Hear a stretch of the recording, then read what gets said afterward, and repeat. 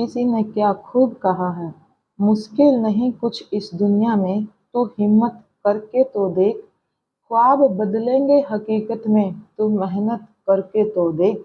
Hello students, आज हम पढ़ेंगे 7th क्लास की साइंस का चैप्टर फर्स्ट, जिसका नाम है न्यूट्रिशन इन प्लांट्स, यानी कि पौधों में पोषण। कि पौधे अपना खाना, अपना पोषण कहाँ से लेते हैं, कैसे करते हैं, कैसे जीवित रहते हैं। देखते हैं बच्चों। In class 6th, you learned that food is essential for all living organism. आप लोग क्लास 6 में पढ़ चुके हैं कि जो फूड होता है वो सभी लिविंग ऑर्गेनिज्म के लिए बहुत ज़्यादा ज़रूरी होता है। You also learned that carbohydrates, protein, fats, vitamins and minerals are components of food. आप लोग ये भी पढ़ चुके हैं, आप लोग ये भी जानते हैं कि जो कार्बोहाइड्रेट्स होता है, प्रोटीन्स होता है, फैट्स होते हैं, विटामिन और मिनरल्स जो होते हैं आपके, ये मेन कंपोनेंट्स होते हैं आपके फूड के। These components of food are called nutrients and are necessary for our body. ये जो कंपोनेंट्स होते हैं फूड के, भोजन के, इन्हीं सब को मिलाकर आप न्यूट्रिएंट्स, इनको न्यूट्रिएंट्स बोला जाता है और ये नेसेसरी होते हैं हमारे शरीर के लिए। All living organisms required food. सभी जो जीवधारी होते हैं, सभी जो जीव जंतु होते हैं, उनको फूड की आवश्यकता होती है। Plants can synthesise food for themselves. पौधे जो होते हैं अपना भोजन खुद ही तैयार करते हैं, but animals including humans can't. जो जंतु होते हैं उनमें आपके ह्यूमन बींग्स यानी कि हम इंसान भी आ गए हैं, ये अपना भोजन खुद से तैयार नहीं कर सकते। They get it from plants और एनिमल्स दैट ईट प्लांट्स। वो ये जो एनिमल्स होते हैं ये इनको पौधों से प्राप्त करते हैं या उनसे प्राप्त करते हैं जिन एनिमल्स ने पौधों को खाया है।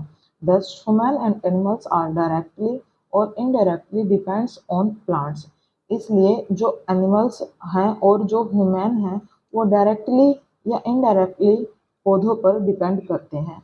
बूजो क्या कहता है, Boojho wants to know how plants prepare their own food. Boojho जानना चाहता है कि जो पौधे हैं वो अपना भोजन खुद से कैसे प्रिपेयर करते हैं। Mode of nutrition in plants. जो पौधों में पोषण जाता है, जो पोषक तत्व वो लेते हैं, वो किस प्रणाली के सहायता से जाते हैं, किस प्रकार से जाते हैं, ये हम देखते हैं। Plants can the only organism that can prepare food for themselves by using water, carbon dioxide and minerals. जो पौधे होते हैं वो एकमात्र ऐसे ऑर्गेनिज्म हैं जो खुद का भोजन खुद ही तैयार करते हैं by using water, carbon dioxide and minerals. किनकी हेल्प से करते हैं ये अपना भोजन तैयार? पानी की, कार्बन डाइऑक्साइड की और मिनरल्स की। The raw materials are present in their surroundings. जिनकी सहायता से ये, जैसे कि ये कार्बन डाइऑक्साइड, मिनरल्स और वाटर की हेल्प से अपना फूड प्रिपेयर करते हैं, वो रॉ मटेरियल इनके सराउंडिंग्स, इनके आसपास से ही इनको मिल जाता है। The nutrients enable living organisms to build their bodies.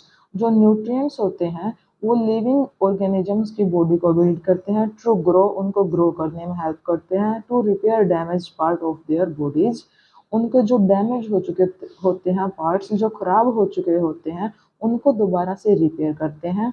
And provide the energy to carry out life process.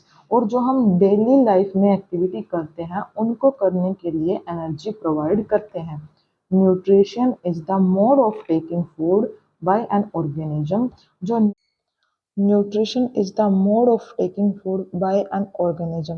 Nutrition जो होता है बच्चों आपका, वो सभी सजीवों के द्वारा फूड को इनटेक करना and its utilisation by the body. और उसका जो आपका इनटेक करते हो उसका बॉडी के द्वारा यूटिलाइजेशन करना आपका न्यूट्रिशन कहलाता है।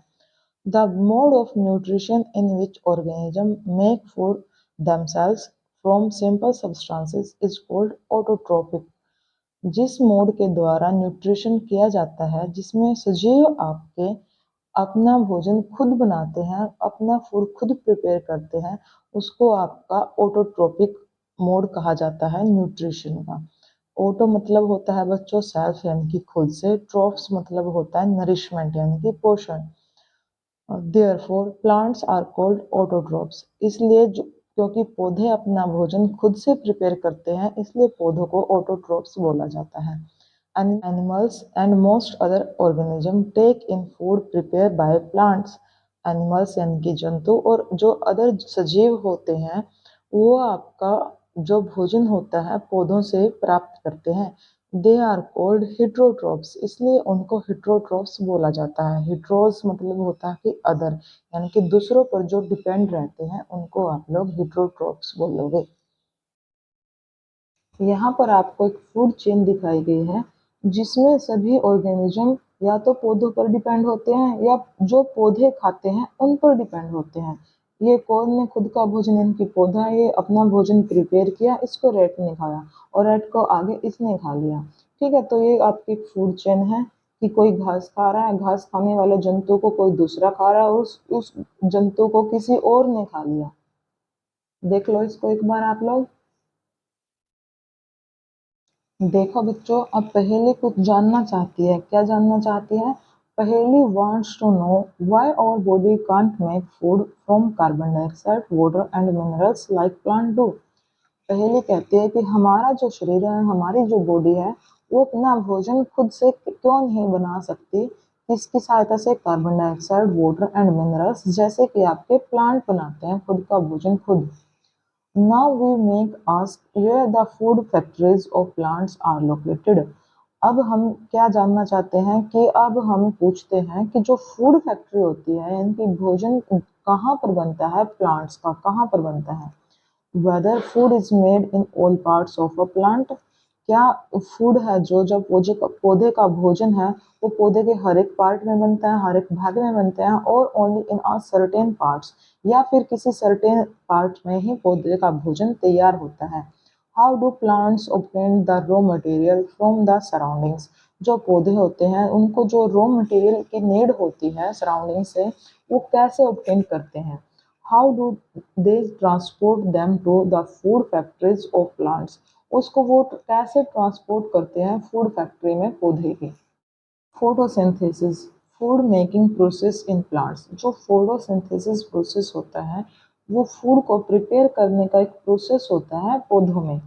Leaves are the food factory of plants, यहाँ पर हमने क्वेश्चन किया था कि फैक्ट्री क्या होती है फूड की प्लांट्स में, तो इसका आंसर यहाँ पर मिला है। जो लीव्स हैं आपके पौधे की, leaves are the food factories of plants, जो फूड की फैक्ट्री होती है पौधों में वो आपके पत्ते होते हैं, लीव्स होते हैं।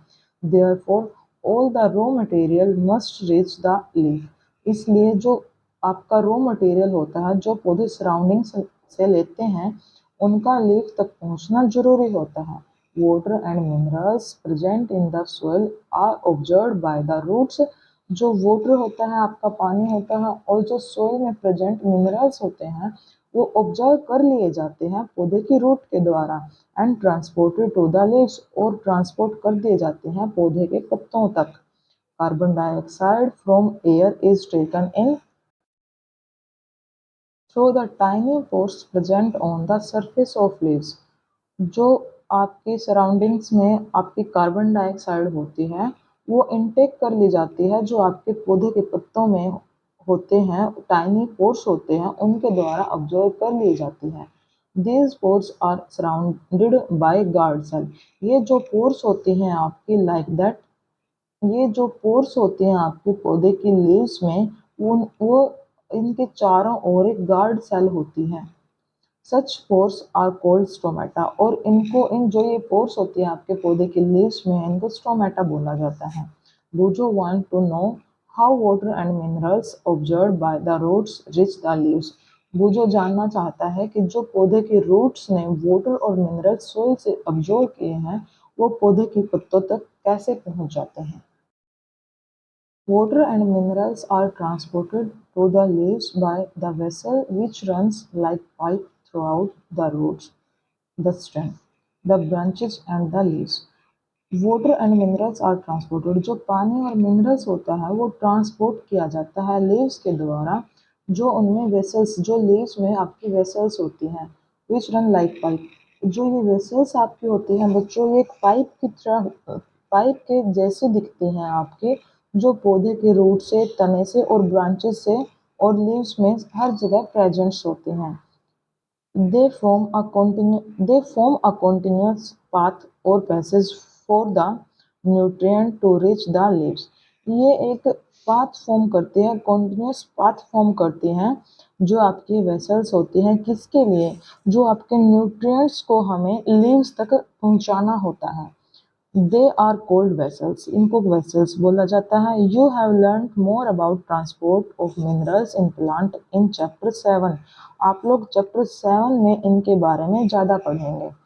पहेली wants to know what is so special about the leaves that they can synthesize food but other parts of plants can't। पहेली जानना चाहती है कि पौधे के पत्तों में ऐसा क्या स्पेशल होता है जिससे ये फूड को प्रिपेयर करते हैं, लेकिन पौधे का अदर पार्ट जो दूसरे भाग होते हैं वो पौधे का फूड प्रिपेयर नहीं कर सकते। Leaves have a green pigment called chlorophyll. जो लीव्स होती हैं आपके पौधे की, उनमें एक पिगमेंट होता है, कैसे कलर का, ग्रीन कलर का पिगमेंट होता है जिसको आप लोग क्लोरोफिल बोलते हो। It helps leaves to capture the energy of the sunlight. जो ये क्लोरोफिल होता है ये हेल्प करता है लीव्स को कि वो जो सनलाइट होते हैं उसको, उसकी एनर्जी को कैप्चर कर सकें। This energy is used to synthesise prepare food from carbon dioxide and water. जो ये सनलाइट से एनर्जी को कैप्चर करते हैं यही एनर्जी आपके कार्बन डाइऑक्साइड और वाटर को लेकर पौधे पौधे के भोजन को प्रिपेयर करती हैं, बनाने में, कंबाइन करने में हेल्प करती हैं। Since the synthesis of food occurs in the presence of sunlight, it is called photosynthesis. इसलिए इस पूरे प्रोसेस को फोटोसिंथेसिस बोला जाता है, क्योंकि जो पौधे होते हैं बच्चों, वो अपना भोजन सिर्फ और सिर्फ सन की लाइट की प्रेजेंस में ही प्रिपेयर कर सकते हैं। फोटो का मतलब होता है आपका लाइट, और सिंथेसिस का मतलब होता है टू कंबाइन, की कंबाइन करना, प्रिपेयर करना। So we find that chlorophyll, sunlight, carbon dioxide and water are necessary to carry out the process of photosynthesis। इसलिए हमें पता चला है, हमने फाइंड किया है कि जो क्लोरोफिल होता है या फिर सनलाइट और कार्बन डाइऑक्साइड और वाटर, ये सारे के सारे जो भी आपके हैं, ये इस फोटोसिंथेसिस प्रोसेस में बहुत ज़्यादा ज़रूरी होते हैं। It is unique process on the earth. ये सबसे अलग प्रोसेस है हमारे अर्थ पर। The solar energy is captured by the leaves. जो सोलर, जो सन की एनर्जी होती है, सन की लाइट होती है, वो लीव्स के द्वारा कैप्चर कर लिया जाता है and stored in the plant in the form of food. और प्लांट में स्टोर कर दिया जाता है, किसकी फॉर्म में, भोजन की फॉर्म में, फूड की फॉर्म में। Thus, the sun is the ultimate source of energy for all living organism। इसलिए जो सन है आपका अल्टीमेट सोर्स है किसका, एनर्जी का, सभी लिविंग ऑर्गेनिज्म के लिए। Can you imagine life on earth in the absence of photosynthesis. क्या आप इमेजिन कर सकते हो जीवन को धरती पर बिना फोटोसिंथेसिस के। In the absence of photosynthesis, there would not be any food। Photosynthesis के बिना कोई भी भोजन नहीं बन सकता। The survival of almost all living organisms directly or indirectly depends upon the food made by the plants। जो सभी के सभी लिविंग ऑर्गेनिज्म हैं, उनका जो सर्वाइवल फूड है वो डायरेक्टली या फिर इनडायरेक्टली डिपेंड्स होता है बच्चों पौधों पर ही। अगर पौधे भोजन नहीं बना सकते तो सब हर एक ऑर्गेनिज्म को कैसे भोजन प्राप्त होगा, क्योंकि पौधे बनाते हैं फोटोसिंथेसिस के। और आप लोग इमेजिन कर रहे हैं, अगर आपकी अर्थ पर फोटोसिंथेसिस नहीं होगा तो लाइफ कैसे हो जाएगी। बिसाइड्स, इसके अलावा oxygen which is essential for survival. जो ऑक्सीजन आपकी होती है जीने के लिए, जो सर्वाइव करने के लिए बहुत ज़्यादा ज़रूरी होती है, ऑफ ऑल ऑर्गेनिजम्स, सभी जीवधारियों के लिए, is produce during the photosynthesis. ये फोटोसिंथेसिस के द्वारा ही प्रोड्यूस की जाती है। In the absence of photosynthesis life would be impossible on the earth. जो आपका फोटोसिंथेसिस होता है इसके एब्सेंस में लाइफ जो है इम्पॉसिबल हो जाती है अर्थ पर। During photosynthesis, chlorophyll containing cells of leaves in the presence of sunlight use carbon dioxide and water to synthesize carbohydrates। जो क्लोरोफिल होता है वो सनलाइट की प्रेजेंस में यूज करता है किसका, कार्बन डाइऑक्साइड का और वाटर का, कार्बोहाइड्रेट सिंथेसिस करने के लिए। The process can be presented in an equation. जो ये प्रोसेस है उसको आप लोग एक इक्वेशन की सहायता से भी समझ सकते हो। कार्बन डाइऑक्साइड प्लस वाटर, ये सनलाइट के प्रेजेंस में दोनों के दोनों या फिर क्लोरोफिल के प्रेजेंट में क्या बनाते हैं, कार्बोहाइड्रेट प्लस ऑक्सीजन। देखो बच्चों, ये आपको एक लीफ दिखाई गई है पौधे की। इसमें क्या होता है, आपको एक स्टोमेटा बोला था, जो टाइनी पोर्स होते थे। देखो ये जो टाइनी पोर्स है ये आपका स्टोमेटा है, और ये प्रोटेक्ट होता है, ये सराउंडेड होता है किससे, गार्ड सेल से। और जो ये ग्रीन कलर का आपको पिगमेंट दिखाई दे रहा है इसको आप लोग बोलते हैं क्लोरोफिल। ठीक है। और जो ये आपका गार्ड सेल्स होती हैं, जो ये स्टोमेटा होता है, ये हमेशा ओपन नहीं रहता। ये कब ओपन होता है बेटा, ये फोटोसिंथेसिस, ड्यूरिंग फोटोसिंथेसिस ही ओपन होता है। यानी कि जब इसको सराउंडिंग से कार्बन डाइऑक्साइड लेना होता है तब ओपन होता है, या फिर इसको रिलीज करनी होती है ऑक्सीजन तब सिर्फ ओपन होता है। ये अपना काम करने के बाद फिर से क्लोज हो जाता है। देखो बच्चों, ये आपको एक डायग्राम दिखाया गया है जिसमें ये पौधा सनलाइट की प्रेजेंस में अपना फूड प्रिपेयर कर रहा है। देखो ये सनलाइट है, ये कार्बन डाइऑक्साइड सराउंडिंग से ले रहा है, और इसके जो टाइनी पोर्स हैं, जो स्टोमेटा है, वो ऑक्सीजन वापस दे रहा है। और ये मिट्टी से, आपकी सोइल से वाटर और मिनरल्स, इसकी जो पौधे की रूट्स होती हैं वो ऑब्जर्व कर रही हैं। और जो ग्रीन पिगमेंट होता है आपके लीव्स में उसको बोलते हैं क्लोरोफिल। आई होप आपको ये डायग्राम अच्छे से समझ आ चुका होगा बच्चों। हम आगे देखते हैं इस चैप्टर में और क्या क्या करना है। During the process oxygen is released. इस पूरे प्रोसेस में, आपके फोटोसिंथेसिस प्रोसेस में ऑक्सीजन रिलीज होती है। The presence of starch in leaves indicate the occurrence of photosynthesis. जो आपका स्टार्च होता है लीव्स में, वो इंडिकेट करता है कि फोटोसिंथेसिस की प्रक्रिया हो रही है। Starch is also a carbohydrate. जो स्टार्च आपका होता है वो, वह भी एक कार्बोहाइड्रेट होता है। बच्चों, क्या आपको पता है कि कार्बोहाइड्रेट कितने प्रकार के होते हैं? आई थिंक आपने 6th क्लास में पढ़ा होगा कि जो आपका एक शुगर है, ये आपका एक कार्बोहाइड्रेट है। जो आपका यहाँ पर भी गिवन है स्टार्च, ये आपका सेकंड कार्बोहाइड्रेट है। और बच्चों एक होता है सेलुलोज, ये आपका थर्ड वन कार्बोहाइड्रेट होता है। ये जो स्टार्च और शुगर है, ये हम ह्यूमन बींग जो होते हैं, ये इनको डाइजेस्ट कर लेते हैं। लेकिन जो ये सेलुलोज होता है, इसको हम ह्यूमन बीइंग डाइजेस्ट नहीं कर सकते। तो बच्चों बताओ कि हम ह्यूमन बीइंग जो सेलुलोज होता है उसको डाइजेस्ट क्यों नहीं कर सकते? इस वीडियो में हम यहीं तक रखते हैं। अगर आपको वीडियो अच्छा लगा हो तो please like, share and subscribe. जल्द ही मिलते हैं अगले वीडियो में। तब तक के लिए हर हर महादेव।